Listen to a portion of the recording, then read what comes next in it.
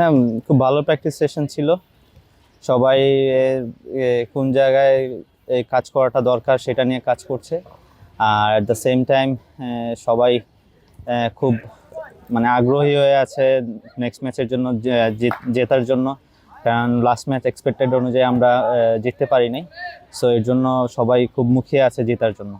Top order last ম্যাচে রানে ফিরেছে, বাট আরো বড় রান এক্সপেক্ট করেন তিনি। অবশ্যই টপ অর্ডার থেকে যদি দেখেন আপনি বড় রান হয় তাহলে ম্যাচটা ইজি হয়ে যায়। পজিটিভ দিক আছে যে স্টার্ট পেয়েছে সবাই। আশা আশা করি স্টার্টটা যাতে অনেক বড়তে কনভার্ট হয়।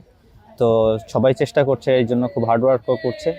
তো ইনশাল্লাহ খুব ভেরি সুন সবাই মানে সবার বেস্ট পারফরমেন্সটা দিতে পারবে। এটা একটা মানে ক্যাপ্টেন হিসেবে ভালো লাগার মতো দিন আছে, রেগুলার আপনার মিডল অর্ডার ফিনিশার দুই ব্যাটসম্যান শাহাদাত হোসেন দীপু আর শামীম হোসেন পাটোয়ারির পারফরমেন্স। জি অবশ্যই, এটা খুব ভালো। ওরা দুটা ম্যাচই খুব ভালো ফিনিশ করেছে।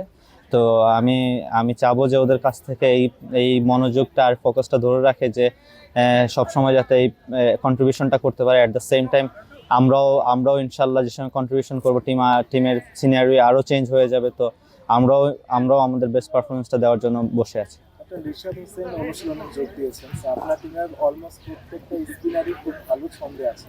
তো এখন রিশাদ আসার পর আরো চ্যালেঞ্জ হয়ে গেল কিনা টেস্ট ইলেভেন তৈরি করা?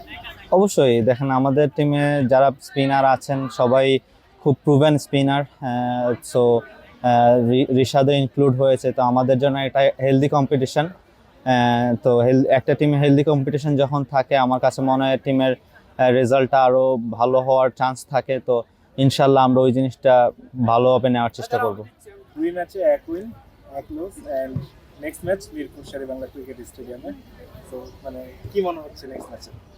না দেখেন, আমরা বলছি যে আমরা প্রত্যেকটা ম্যাচ বাই ম্যাচ আমরা জিততে চাই।